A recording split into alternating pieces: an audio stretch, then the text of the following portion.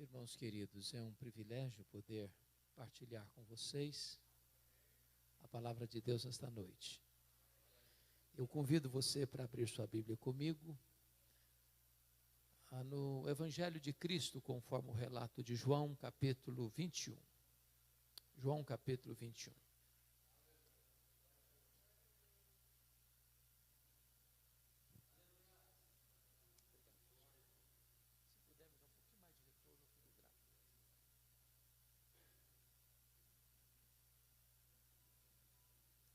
João capítulo 21.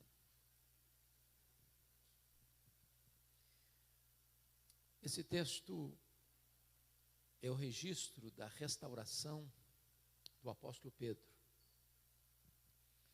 E está escrito o seguinte: depois disso, tornou Jesus a manifestar-se aos discípulos junto do mar de Tiberíades, e foi assim que ele se manifestou. Estavam juntos Simão Pedro, Tomé, chamado Dídimo, Natanael, que era de Caná da Galileia, os filhos de Zebedeu e mais 2 de seus discípulos. Disse-lhe Simão Pedro: vou pescar. Disseram-lhe os outros: também nós vamos contigo. Saíram e entraram no barco, e naquela noite nada apanharam. Mas ao clarear da madrugada estava Jesus na praia. Todavia os discípulos não reconheceram que era ele. Perguntou-lhe Jesus: filhos, tendes aí alguma coisa de comer? Responderam-lhe: não. Então lhes disse: lançai a rede à direita do barco e achareis. Assim fizeram, já não podiam puxar a rede, tão grande era a quantidade de peixes. Aquele discípulo a quem Jesus amava disse a Pedro: é o Senhor. Simão Pedro, ouvindo que era o Senhor, cingiu-se com sua veste, porque se havia despido, e lançou-se ao mar. Mas os outros discípulos vieram no barquinho puxando a rede com os peixes, porque não estavam distantes da terra, senão quase 200 côvados, aproximadamente 100 metros. Ao saltarem em terra, viram ali umas brasas, e em cima peixes, e havia também pão. Disse-lhes Jesus: trazei alguns dos peixes que acabastes de apanhar. Simão Pedro entrou no barco e arrastou a rede para a terra, cheia de 153 grandes peixes. E não obstante serem tantos, a rede não se rompeu. Disse-lhes Jesus: vinde, comei. Nenhum dos discípulos ousou a perguntar-lhe: quem és tu? Porque sabiam que era o Senhor. Veio Jesus, tomou o pão e lhes deu, e de igual modo o peixe. E já era esta a terceira vez que Jesus se manifestava aos discípulos, depois de ressuscitado dentre os mortos. Depois de terem comido, perguntou Jesus a Simão Pedro: Simão, filho de João, amas-me mais do que estes outros? Ele respondeu: sim, Senhor, tu sabes que te amo. Ele lhe disse: apacenta os meus cordeiros. Tornou a perguntar-lhe pela segunda vez: Simão, filho de João, tu me amas? Ele respondeu: sim, Senhor, tu sabes que te amo. Disse-lhe Jesus: pastorei as minhas ovelhas. Pela terceira vez, Jesus lhe perguntou: Simão, filho de João, tu me amas? Pedro entristeceu-se por ele ter dito pela terceira vez: tu me amas? E respondeu-lhe: Senhor, tu sabes todas as coisas, tu sabes que eu te amo. Jesus lhe disse: apacenta as minhas ovelhas. Em verdade te digo, que quando eras mais moço, tu te cingias a ti mesmo, e andavas por onde querias. Quando, porém, fores velho, estenderás as mãos, e outro te cingirá, te levará para onde não queres. Disse isto para significar com que gênero de morte Pedro havia de glorificar a Deus. Depois de assim falar, acrescentou-lhe: segue-me. Amém. Eu peço permissão a vocês para só voltar nesse texto, já na fase final da minha mensagem. Meu propósito nesta noite é apresentar a vocês o apóstolo Pedro. Quem foi este homem? Que foi o grande líder dos apóstolos, tanto antes da sua queda, como depois da sua restauração. Quem foi este homem? Que, cheio do Espírito Santo, pregava e os corações se derretiam. Impunha as mãos sobre os enfermos e eles eram curados. Quem foi este homem? que não temia mais prisões, nem açoites, nem a própria morte. Quem foi este homem que abriu a porta do evangelho para judeus e gentios? A Bíblia nos diz que este homem era filho de João, irmão de André, nasceu em Betsaida, casado, agora morava em Cafarnaum, quartel-general do ministério de Jesus. A Bíblia diz que ele era um pescador, um empresário de pesca, que foi chamado por Jesus para ser discípulo e mais tarde um apóstolo e o líder deles. Este homem talvez seja a pessoa mais parecida com você e comigo de toda a Bíblia. Um homem de altos e baixos, de avanços e recuos, de escaladas e quedas, que na mesma hora que duvidava, demonstrava fé, que era capaz de fazer a mais robusta declaração sobre Jesus: tu és o Cristo, o Filho do Deus vivo, para depois tentá-lo desviar da cruz, e Jesus chamar: arreda Satanás, és para mim causa de tropeço. É capaz de falar sem saber o que está falando. É capaz de prometer para Jesus fidelidade inegociável, para depois negá-lo covardemente. Quem é este homem? Este homem está aqui hoje. Mas ele não está apenas entre nós. Este homem mora debaixo da nossa pele. O coração deste homem bate em nosso peito. O sangue deste homem corre em nossas veias. Você e eu temos o DNA de Pedro. Você e eu somos Pedro. Por isso que Jesus fez na vida dele, Jesus pode fazer na minha, na sua, na nossa vida, nesta noite. Um dos primeiros episódios que a Bíblia relata sobre ele, está lá em Lucas 5.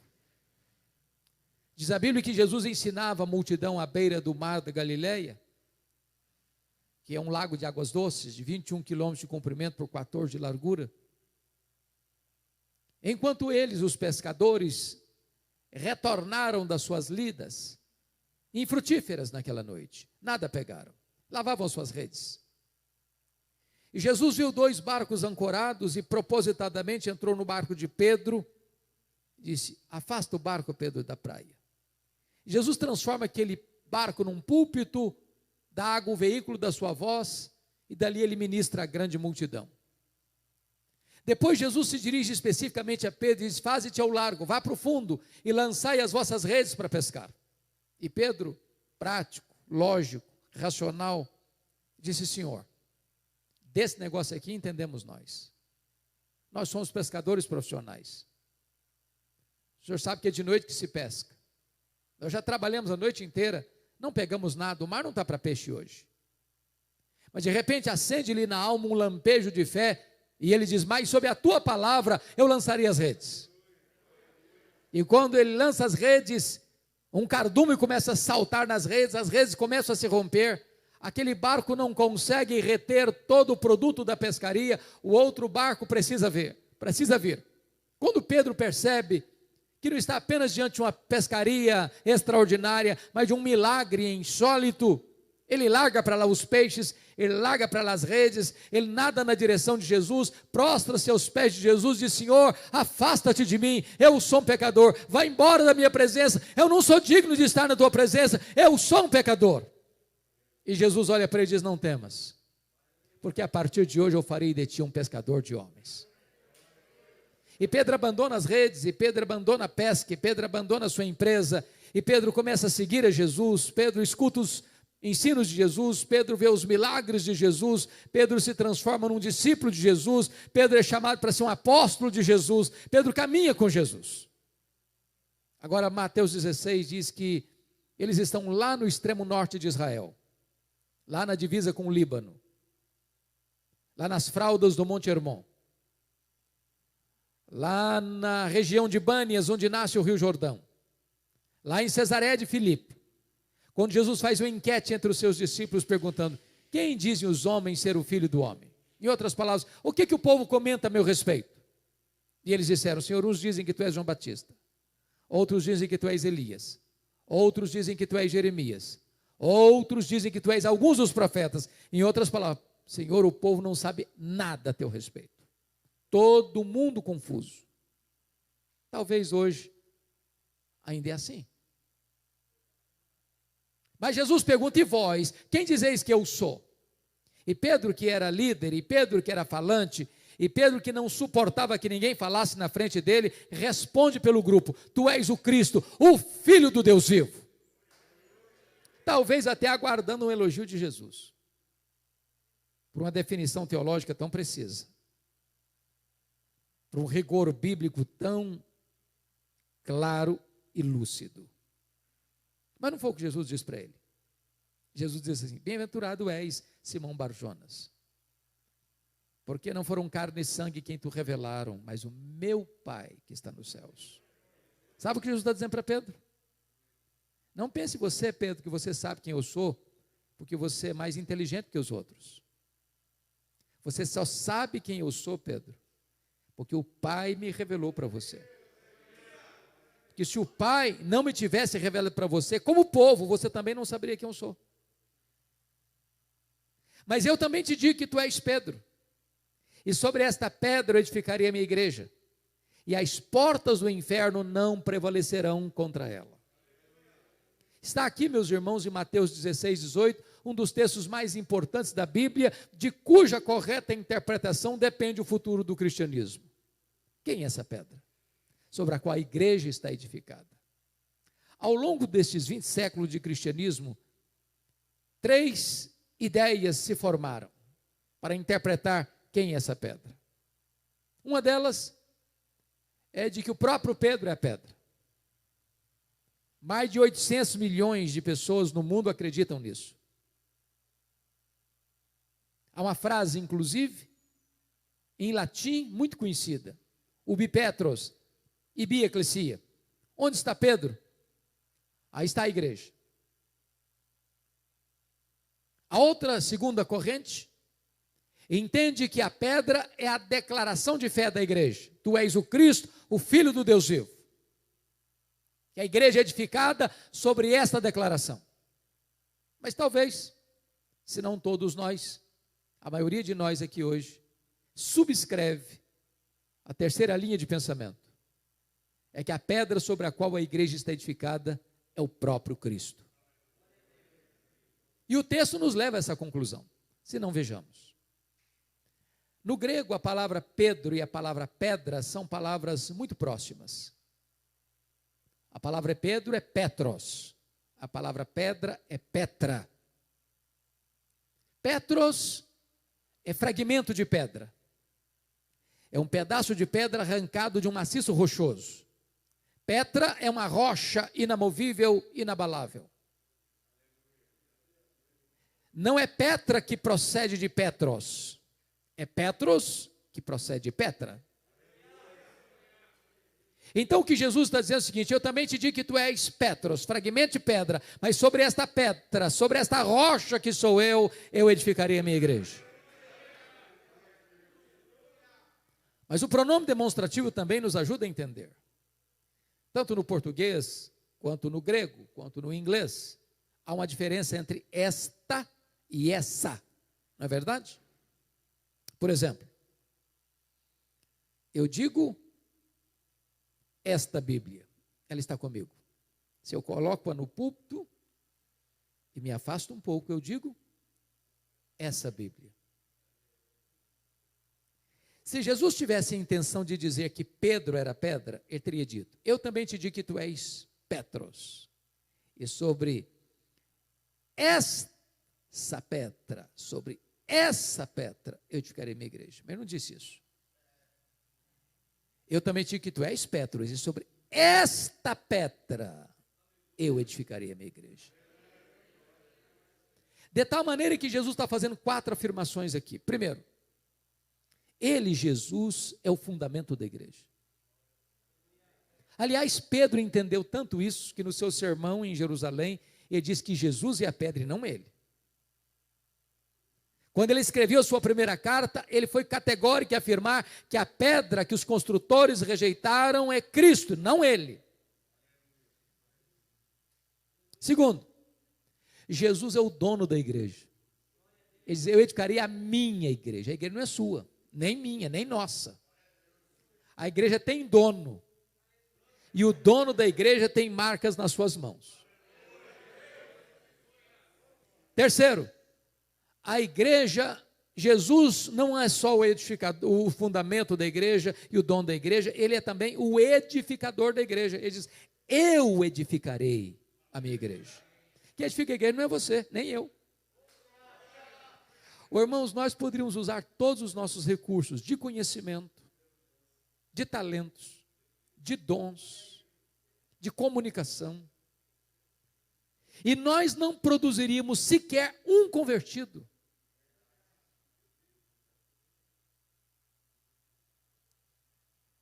Quem convence de pecado é Deus. Quem dá o arrependimento para a vida é Deus.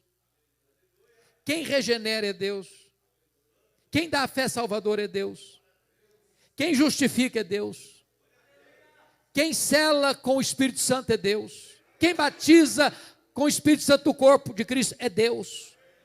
Quem justifica é Deus. Quem santifica é Deus. Quem glorifica é Deus. A salvação é obra de Deus de ponta a ponta. Então quem está edificando a sua igreja é Deus. Quem acrescenta dia a dia os que vão sendo salvos é Deus. Mas em quarto lugar, Jesus é também o protetor da igreja. E as portas do inferno não prevalecerão contra ela. Nem pobreza, nem pandemia, nem perseguição, nem martírio pode destruir a igreja de Deus. Porque aquele que a lavou e a comprou com o seu sangue é quem a protege. Bom, prestem bem atenção no que eu vou lhes dizer agora.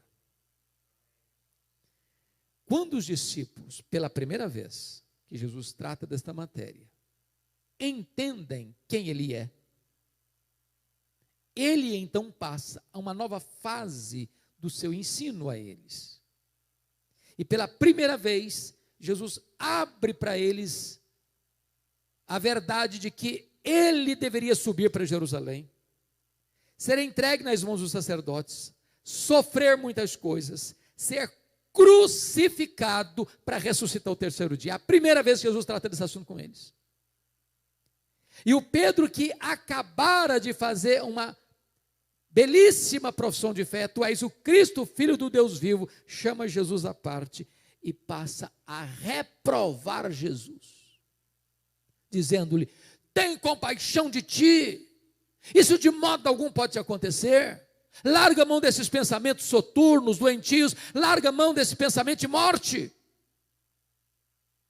fuja desse caminho de cruz. E Jesus, sem titubear, responde, arreda, Satanás, és para mim causa de tropeço, não cogita das coisas de Deus, apenas das coisas dos homens. Agora, pensem comigo uma coisa, se Pedro fosse a pedra fundamental sobre a qual a igreja estaria edificada, a igreja estaria edificada sobre areia movediça. Bendito seja Deus, a igreja está edificada sobre uma rocha que não se abala. Mas vamos entender o que Jesus não disse. Primeiro, Jesus não chamou Pedro de Satanás. Ele não chamou, não. O que Jesus está dizendo é que aquele mesmo Satanás que o tentou lá no deserto e que o deixou até momento oportuno, está de volta com outros estratagemas, tentando induzir Pedro, para Pedro ser a mão invisível para tirá-lo do caminho da cruz. Jesus está mandando Satanás arredar. Pedro fica. Pedro é discípulo. Porque se a gente não discernir isso, a gente diz, arreda Pedro. Aí o Satanás fica. Não, quem tem que arredar é Satanás. Pedro fica. Pedro é discípulo e em Pedro Jesus vai continuar investindo. Segundo, Jesus não está dizendo que Pedro está endemoniado, que Pedro está possesso. Jesus não está falando isso. Nem Jesus está mandando Pedro embora. Agora notem, Jesus continua investindo em Pedro, a tal ponto, que 6 dias depois, 8 dias depois, Jesus sobe o monte da transfiguração. Quem Jesus leva para lá? Pedro, Tiago e João. E no alto daquele monte, 3 milagres, aliás, 4 milagres acontecem. Primeiro milagre, Jesus foi transfigurado. Segundo milagre, Moisés e Elias aparecem em glória. Terceiro milagre, uma nuvem luminosa os envolve. Quarto milagre, de dentro da nuvem surge uma voz: este é o meu filho, o meu eleito, a ele ouvi. Por que Deus falou isso? Porque Pedro, que estava vendo os milagres, mas não tinha discernimento espiritual, disse, sem saber o que falava: mestre, bom estarmos aqui. Então vamos fazer o seguinte, vamos fazer 3 tendas, uma será tua, outra de Moisés, outra de Elias. A Bíblia diz que ele não sabia o que estava falando. E por que ele não sabia o que estava falando? Porque estava falando uma bobagem.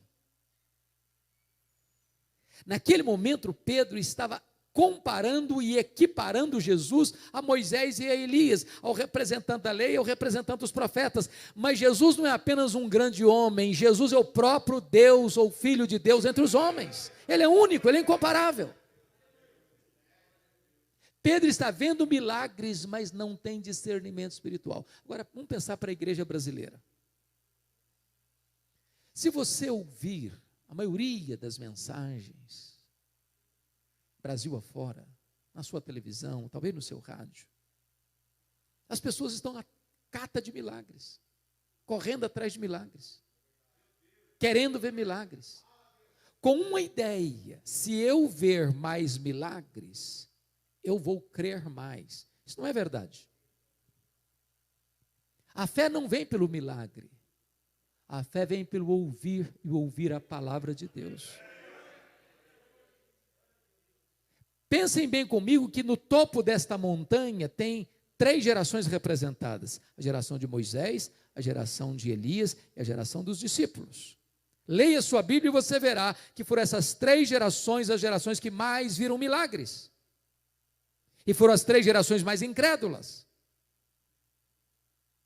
É possível você estar pisando no terreno do sobrenatural e vendo milagres e não conseguindo sequer discernir a centralidade da pessoa de Jesus. Mas se você perceber, eles não estão discernindo a centralidade da missão de Jesus. Quando Jesus desceu desse monte, diz a Bíblia que Jesus curou um menino endemoniado. Lembram disso? Está escrito em Lucas 9:43, que diante desse milagre, todos se maravilhavam do quanto Jesus fazia. Todos quantos? Todos quem? A multidão e os discípulos, inclusive. E Jesus percebe nessa admiração um perigo sedutor. O mesmo registrado em João capítulo 6. Quando Jesus multiplica pães e peixes, a multidão queria fazer Jesus um rei, pensando: bom, chegou o Messias que a gente precisa, vai encher a nossa panela, vai dar tudo que a gente precisa, vai resolver os nossos problemas. E Jesus fugiu deles. Então, quando os discípulos estão sendo seduzidos de novo por essa ideia de um Messias político, de um Messias terreno, que veio apenas para curar os enfermos, para alimentar os famintos, para resolver os problemas da terra, diz Lucas 9:44, que Jesus se dirige aos discípulos assim: fixai nos vossos ouvidos as seguintes palavras: o Filho do Homem vai ser entregue nas mãos dos homens. Sabe o que Jesus está dizendo para eles? Não pensem vocês que eu vou mudar minha agenda. Não pensem vocês que eu desci do céu para apenas curar os enfermos e alimentar os famintos. Não pensem vocês que eu vim aqui apenas para resolver os seus problemas aqui, agora, imediatos. Eu vim aqui para ir para a cruz, e é para a cruz que eu estou indo, porque é lá na cruz que eu vou libertar vocês e decretar a libertação de vocês. Por que você sabe disso? Porque está escrito em Lucas 9:31, que a conversa que Moisés e Elias tiveram com Jesus foi sobre a sua partida para Jerusalém. A palavra partida no grego aí é a palavra êxodos, de onde vem a palavra portuguesa êxodo. O que foi o êxodo? A libertação de Israel da escravidão do Egito. E qual foi o instrumento que Deus usou para libertar o povo do Egito? Na noite da Páscoa, o sangue do cordeiro colocado no batente das portas. Pois a nossa libertação aconteceu quando o sangue do cordeiro de Deus foi vertido naquela cruz. Os discípulos estavam vendo milagres, mas não discerniram a centralidade da pessoa de Jesus e não discerniram a centralidade da missão de Jesus. Pois bem, a partir daqui, diz a Bíblia, que Jesus caminha então para Jerusalém. Quando ele entra em Jerusalém, havia uma multidão esperando e havia uma multidão acompanhando Jesus.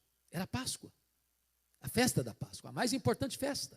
A alegria dos judeus, o terror dos romanos, porque a população de Jerusalém quintuplicava.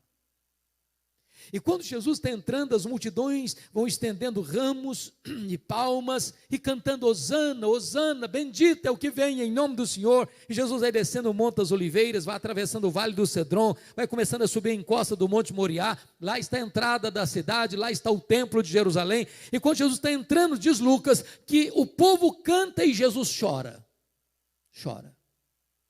Chora, porque Jesus percebe que a cidade não aproveitou o tempo da sua visitação. Porque aquela cidade havia matado os profetas de Deus e haveria de levar Jesus à cruz.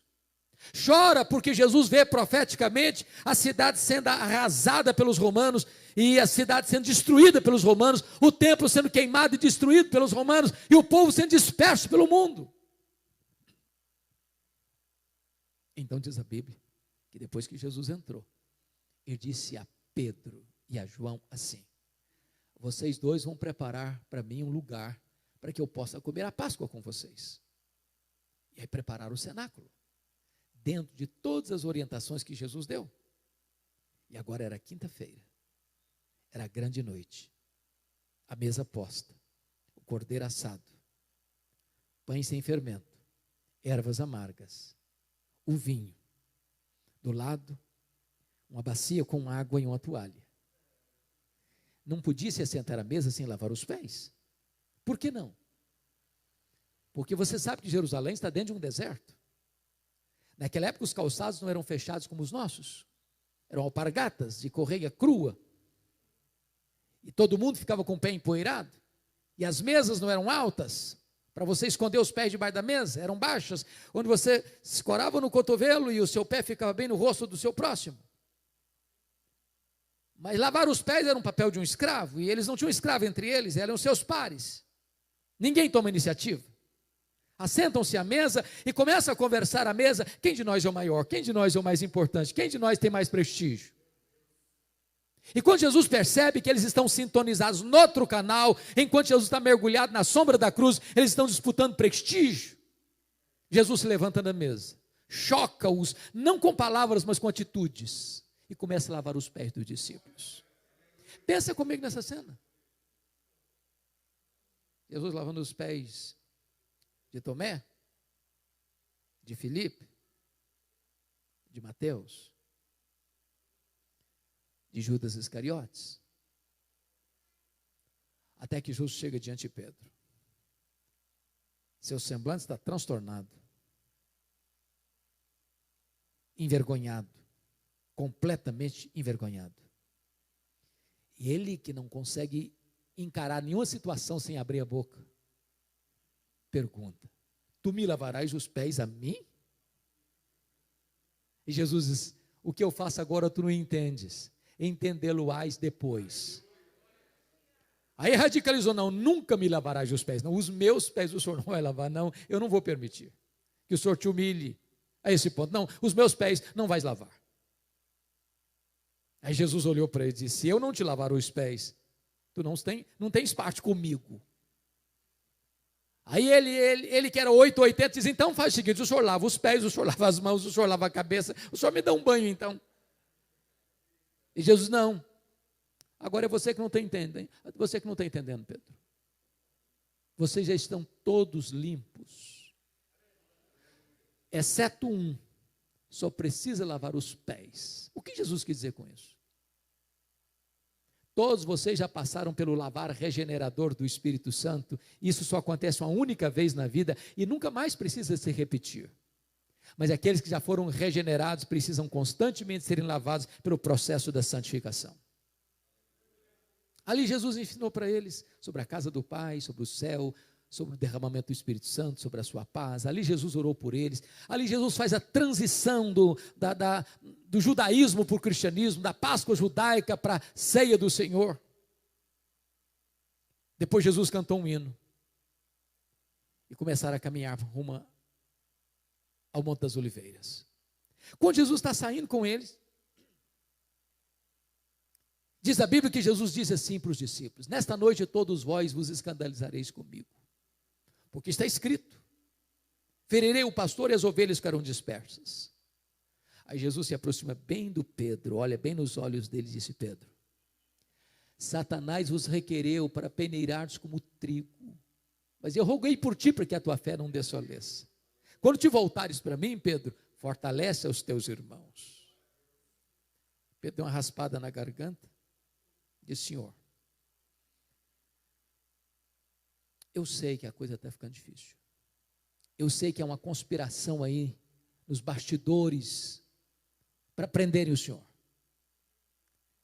Eu sei que quando a coisa pegar mesmo, os meus pares aqui não vão aguentar. Eu acho que eles vão fracassar. Mas deixa eu lhe dizer algo. Ainda que todos se escandalizem contigo, eu jamais. Senhor, eu estou pronto a ir contigo para a prisão e para a própria morte. E Jesus olha bem para ele, pois diz: Pedro, em verdade te digo que nesta mesma noite, antes que o galo cante, tu me negarás 3 vezes. Pedro se cala, atravessa o vale do Cedron, entra no jardim de Getsêmani. Jesus deixa 8 para trás, pega Pedro, Tiago e João e diz: vocês vêm comigo. Quando Jesus está sozinho com os 3, Jesus abre o coração para eles e disse assim: a minha alma está profundamente triste até a morte. Ficai comigo, jejuai comigo, ficai comigo, vigiai comigo. E diz a Bíblia que Jesus avança sozinho para o interior do jardim, bota o rosto no chão. E diz Hebreus 5,7 que ele oferece forte clamor e lágrimas àquele que podia livrá-lo da morte. E Jesus chora e ora, chora e ora, chora e ora, chora e ora. Diz: Pai, se possível, passe de mim este cálice sem que eu beba, mas se não seja feita a tua vontade. Talvez você pergunte: mas que cálice era esse? Será que era certeza que ele seria abandonado pelos seus discípulos? Será que era certeza que ele seria preso naquela noite? Será que era certeza que ele seria levado ao pretório e seria cuspido naquela noite? Será que era certeza que ele seria esbordoado no sinédrio? Acusado de blasfêmia contra Deus e conspiração contra César? Será que era a convicção de que Pilatos covardemente o entregaria à morte de cruz? Será que era a certeza que ele seria esticado naquele leito vertical da morte? E a resposta é 1000 vezes não. Este cálice era a santa ira de Deus que devia cair sobre a sua, sobre a minha, sobre a nossa cabeça. Este cálice era a consciência de que, sendo ele santo, santo, santo, seria feito pecado por nós. Era a consciência de que, sendo ele bendito eternamente, ele seria feito maldição por nós. Era a consciência de que o Pai, que o amava desde antes da fundação do mundo, haveria de voltar o rosto dele e ele seria abandonado naquela cruz, porque assumiria a nossa culpa e levaria sobre o seu corpo os nossos pecados, e suportaria o golpe da lei, e suportaria a execução da justiça divina, que deveria cair sobre nós, e caiu sobre ele. O entendimento de que agradaria ao Pai moê-lo naquela cruz. Quando ele se levanta dos seus joelhos, se volta para Pedro, Tiago e João. Eles estão dormindo. E Jesus não acorda os três, não, só acorda o Pedro. Pedro, nem uma hora pudeste vigiar comigo? Vigiai e orai para que não entreis em tentação. O espírito está pronto, mas a carne é fraca. Jesus volta para orar e repete tudo de novo, e ora e chora, e ora e chora, e ora e chora, e repete as mesmas palavras. Diz a Bíblia que vem um anjo do céu e o consola. Quando volta para Pedro, está dormindo ainda. Aí Jesus volta para o terceiro período. Agora a oração é mais intensa, a batalha é mais titânica. Agora não molha o chão apenas com as suas lágrimas, mas também com o seu sangue. Quando ele se volta para os discípulos, Pedro ainda está dormindo.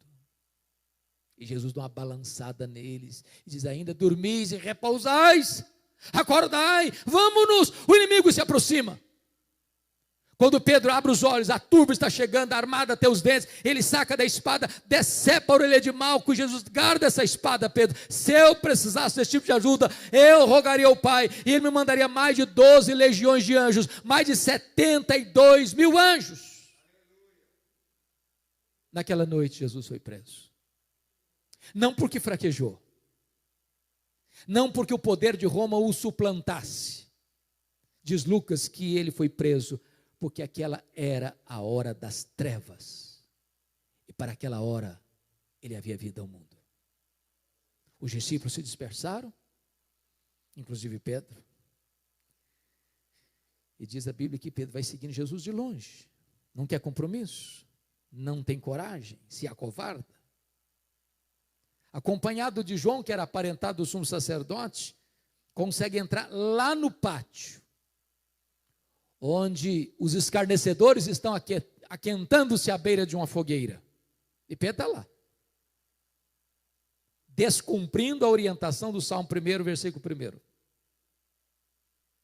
Quando passa uma criada, no lusco-fusco da noite, olha bem para ele e diz assim: tu também estavas com ele. E Pedro, diante de todos, diz: eu não sei o que dizes. Ele sai daqui do pátio, vai lá para o alpendre, tenta se esconder. Quando passa outra criada, olha bem, e comenta para as pessoas assim: aquele lá também é discípulo dele. Pedro escutou a conversa e disse: eu juro que eu não conheço esse homem.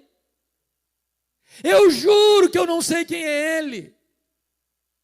Daqui a pouco chegam algumas pessoas, alguns homens, talvez daqueles que prenderam Jesus, e olham bem para Pedro e dizem: esse modo galileu seu de falar, esse modo, esse sotaque nortista seu é inconfundível, você é discípulo dele mesmo. E diz a Bíblia que Pedro começa a praguejar e a falar palavrão, a falar blasfêmias. Eu juro, eu blasfemo, eu falo impropérios, eu falo qualquer coisa, eu não sei quem é esse homem. O galo cantou, acordando-lhe a consciência. Jesus cravou nele o seu olhar, e Pedro caiu em si, desatou a chorar, e saiu dali chorando amargamente, talvez chutando as pedras no meio daqueles olivais, alagando o seu leito com as suas lágrimas. Naquela noite Jesus foi levado para o sinédrio judaico, acusado injustamente, cuspido, esbordoado, e Pedro não estava lá. Sexta-feira de manhã levaram Jesus ao pretório romano diante de Pilatos, e Pedro não estava lá. Sexta-feira, Jesus é condenado à morte, morte de cruz. Foi preciso que um outro Simão ajudasse Jesus a levar a cruz. Pedro não estava lá. 9h da manhã, Jesus é crucificado. Pedro não estava lá. 6 horas de agonia, de sede, de cãibras, de dores. Pedro não estava lá. 3h da tarde, Jesus entrega o seu espírito ao Pai e morre. Pedro não estava lá, sequer para dar a ele um ofício, um sepultamento digno. Foi preciso que outras pessoas o fizessem. Jesus é sepultado, Pedro não estava lá. Passou o sábado, o silêncio da morte, Pedro estava escondido com medo dos judeus. Domingo de manhã, não é Pedro, nem os discípulos, as mulheres vão ao sepulcro. Quando chegam, uma surpresa, a pedra foi rolada, o túmulo está aberto, elas entram, o túmulo está vazio, Ela sai, um anjo diz para ela: mas o que vocês estão fazendo aqui? Procurando entre os mortos aquele que está vivo. Ele não está mais aqui não, ele ressuscitou. E tem um recado aqui: ide, dizei aos seus discípulos e a Pedro, que ele irá adiante de vós para Galiléia, lá o vereis como ele vos disse. Mas como Pedro? Ele não era discípulo? Por que o nome dele? Por que a menção do nome dele? É porque Jesus sabia àquelas alturas que Pedro não se sentia mais discípulo. Pedro, Petros, fragmento de pedra, mentira, pó, apenas pó. Negou seu nome, negou sua fé, negou seu apostolado, negou seu Senhor. Pedro desistiu de Jesus, mas Jesus não desistiu de Pedro.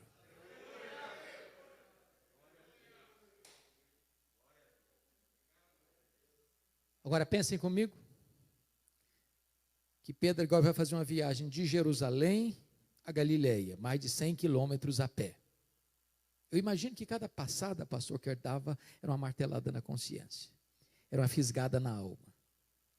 Eu acho que foi pensando assim: quando Jesus se encontrar comigo, ele vai me quebrar todinho, ele vai me arrebentar pelo meio, ele vai botar o dedo no meu nariz e dizer que eu sou um covarde, que eu sou um fracassado, que eu sou um derrotado, que eu sou um desertor, e eu sou mesmo. Quando ele chega na Galiléia, Jesus não está lá. Aí ele diz para os seus colegas assim: eu vou pescar. O que significa isso? Precisa fazer uma higiene mental? Precisa ganhar uns trocos? Não. Sabe o que ele está dizendo? Fim de linha para mim. Acabou o meu sonho, acabou o meu projeto, eu não tenho mais futuro, eu só tenho passado. Vou voltar para as redes, vou voltar para a minha empresa, vou voltar para a pesca, vou recomeçar a minha vida lá de trás, porque não tem mais esperança para mim como discípulo e como apóstolo.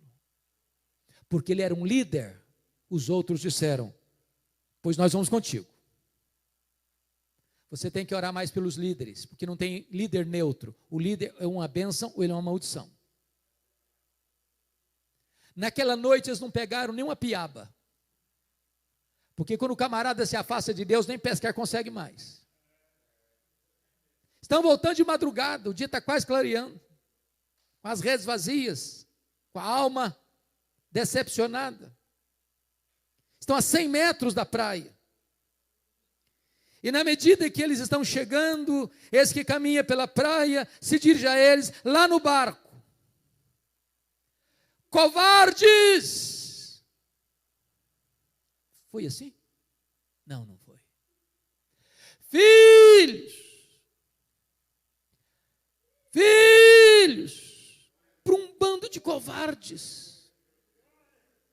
Filhos, tendes aí alguma coisa de comer? Ele não está perguntando isso porque precisa dessa informação. Ele sabe. Ele está fazendo essa pergunta para acordar a consciência deles. Eles respondem: não, não temos. E ele diz: lançai a rede à direita do barco e achareis. Aquele a quem adoramos nesta noite é o Criador do mar, é o Criador dos peixes, e Ele sabe o que está nas profundezas dos mares. Quando eles lançam as redes, 153 grandes peixes começam a pular nas redes. João, que tinha maior sensibilidade, chegou no ouvido de Pedro e disse: ô Pedro, é o Senhor. Ele chegou, Pedro, ele está aqui, Pedro. Pedro larga para lá de novo o barco, larga para lá as redes, larga para lá os peixes, nada, apavorado, coração acelerado, pensando: e agora? Ele vai me quebrar, ele vai me humilhar, ele vai botar o dedo no meu nariz. Quando ele chega na praia, um susto. Ele vê um braseiro com pão e com peixe. Irmãos amados, só tem 2 lugares no Novo Testamento onde aparecem a palavra braseiro. Foi onde Pedro negou Jesus e onde Pedro foi restaurado por Jesus. Jesus plantou aquele braseiro ali. Jesus colocou aquele braseiro ali para um propósito apenas. Para dizer o seguinte para Pedro: Pedro, sabe por que eu botei esse braseiro aqui, meu filho? Para mostrar uma verdade para você. Na mesma geografia que você caiu, vou levantar você. No mesmo cenário que você me negou, eu vou dar a chance de você me confessar. No mesmo ambiente que você me negou, eu vou levantar você, vou restaurar você e vou usar a sua vida. Sabe por quê, Pedro? Porque a minha graça é maior do que o seu pecado. Depois que Jesus os alimentou, Jesus se dirige a Pedro assim: Simão, filho de João, tu me amas mais do que estes outros? Ele podia perguntar assim: ô Senhor, não estou te entendendo. Por que que eu preciso amar-te mais do que os outros? Não basta amar-te igual aos outros?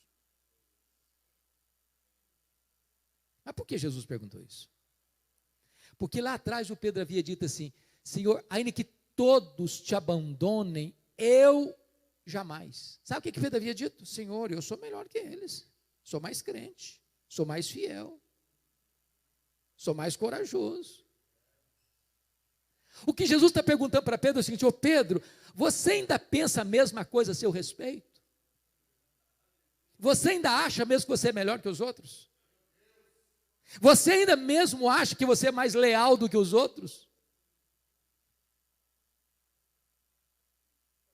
Pedro respondeu: Senhor, tu sabes que eu te amo. Então apacenta os meus cordeiros. Aí Jesus perguntou a segunda vez assim: Simão, filho de João, tu me amas? Agora não pergunta se ama mais não, só pergunta se ama. Sim, Senhor, tu sabes que eu te amo. Então pastoreia as minhas ovelhas. Aí Jesus pergunta a terceira vez: Simão, filho de João, tu me amas? Ficou triste. Terceira vez? Ô Senhor, tu sabes todas as coisas, tu sabes que eu te amo. Então apacenta as minhas ovelhas. A pergunta é: por que Jesus perguntou 3 vezes? É claro, porque 3 vezes Pedro havia negado. Mas o que significa isso? Significa o seguinte: ô Pedro, sabe por que eu estou perguntando para você 3 vezes, meu filho? Para mostrar para você uma coisa. Quando você caiu a primeira vez, Pedro, quando você negou a primeira vez, a graça é suficiente para levantar você. Você negou a segunda vez, meu filho? Pois a graça é suficiente para levantar você. Você negou a terceira vez, meu filho? Pois a graça é suficiente para levantar você. Ô Pedro, você precisa entender que a minha graça é maior que o seu pecado, Pedro.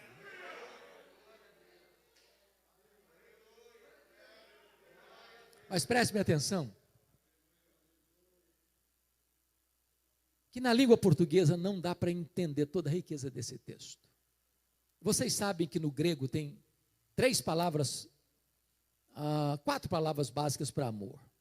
A palavra eros, que é o amor físico, a palavra estorguê, que é o amor familiar, a palavra filia, que é o amor de amizade, e a palavra ágape, que é o amor sacrificial, o amor que dá a vida pelo outro.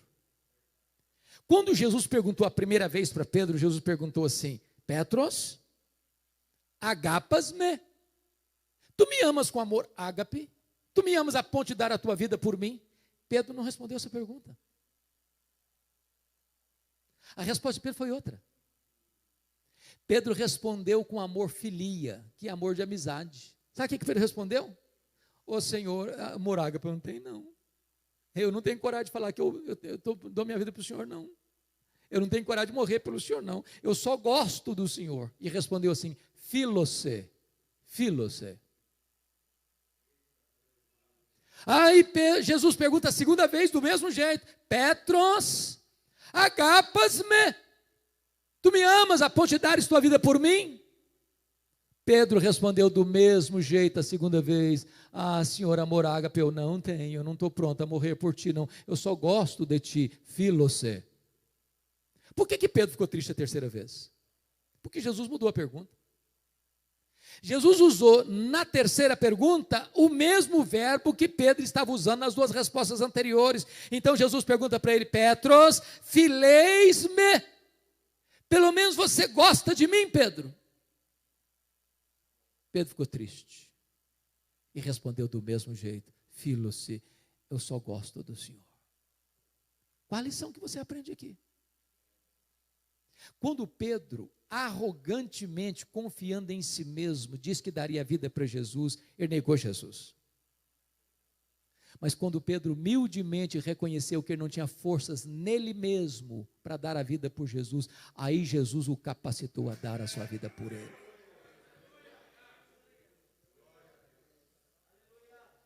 Jesus restaura aqui a vida de Pedro, mas Jesus faz mais um pouco. Jesus restaura o ministério de Pedro. Apacenta os meus cordeiros, pastorei as minhas ovelhas, apacenta as minhas ovelhas. Eu não conheço todos vocês, mas talvez tenha alguém aqui hoje que já desistiu de ser pastor, ou já desistiu de ser obreiro, já desistiu de ser um pregador, ou já desistiu da linha de frente, da linha de vanguarda. Eu quero dizer para você que Jesus está aqui hoje, para restaurar a sua vida e colocar nas suas mãos o cajado de pastor. Quando Jesus termina, Pedro é um outro homem. É um outro homem. Aí Jesus vai dizer para ele o que disse no verso 18, eu estou terminando agora. E Jesus diz assim: em verdade te digo que quando eras mais moço, tu te cingias a ti mesmo e andavas por onde querias. Quando, porém, fores velho, estenderás as mãos e outro te cingirá e te levará para onde não queres. O que Jesus está querendo dizer com isso? Ele explica no verso 19. Disse isto para significar com que gênero de morte Pedro havia de glorificar a Deus. Sabe o que Jesus está dizendo para Pedro? Ô Pedro, você se lembra, filho, que você falou para mim que estaria pronto a dar sua vida por mim? Sim, Jesus, me lembro. Pois é, você vai dar. Mas não é agora não. É quando você ficar velho. Sabe o que vai acontecer com você, Pedro? Eles vão levar você para onde você não queria. E eles vão cingir você, eles vão pregar você, eles vão crucificar você. Sabe o que me espanta? Foi depois que Jesus disse isso para Pedro, no verso 19, que Jesus diz assim para ele: Pedro, segue-me. Não é segue-me para a riqueza, não é segue-me para o sucesso, não é segue-me para a prosperidade, não é segue-me para a vida fácil, não é segue-me para os aplausos do mundo, segue-me para a cruz, segue-me para o martírio. Agora pensem comigo. Pedro vai dormir, põe a cabeça no travesseiro, rola para lá, rola para cá e lembra, Jesus falou que quando eu ficar velho, eu vou ser crucificado. Está pregando, Jesus falou que quando eu ficar velho, eu vou ser crucificado.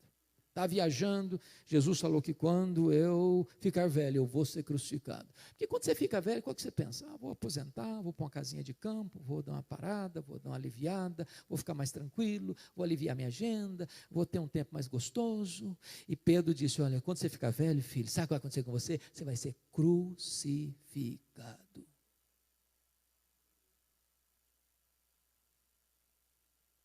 Você quer ser apóstolo?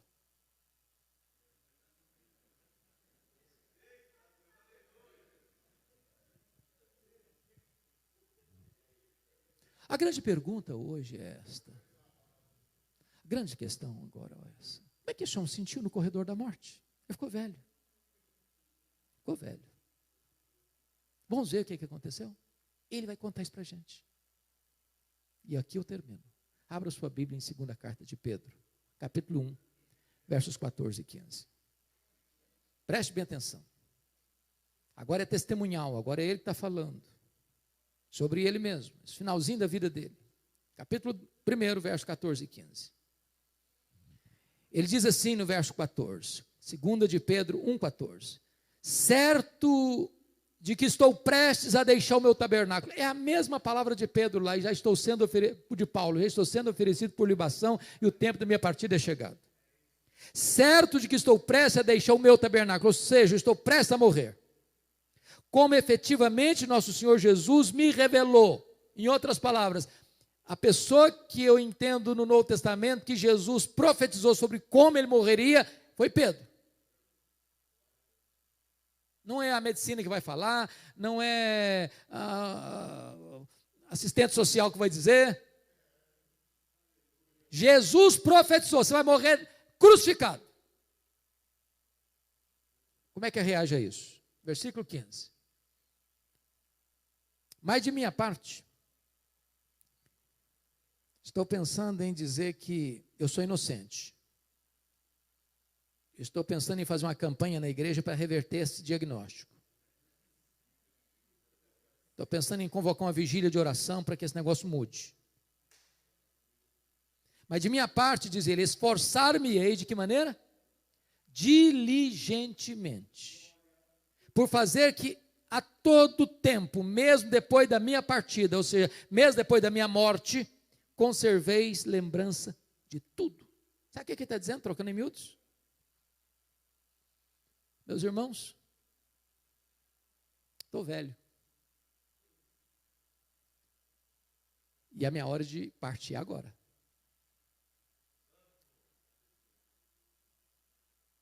Roma tinha sido incendiada. Os cristãos estavam sendo crucificados, queimados vivos. Paulo estava preso na masmorra mamertina. Era cidadão romano, teve direito de outro tipo de morte, foi degolado. Pedro, cidadão comum, pé rapado igual você e eu. Pena de morte, crucificação. Diz os estudiosos que quando ele foi levado para a execução, ele disse para os seus algozes: crucifiquem-me, crucifiquem-me, mas eu não sou digno de morrer como morreu o meu Senhor, crucifiquem-me de cabeça para baixo. Ele está dizendo então aos irmãos dispersos nessa carta: meus irmãos, eu quero que vocês entendam uma coisa, Roma pode me matar, mas Roma não vai calar a minha voz. O que eu preguei para vocês vai ficar ecoando nos ouvidos de vocês. Entenda uma coisa, Deus sepulta os seus obreiros, mas a obra de Deus continua. Ninguém pode deter a palavra viva do Deus vivo. Os mártires vão tingir a terra com seu sangue, mas o sangue dos mártires vai ser a sementeira do evangelho.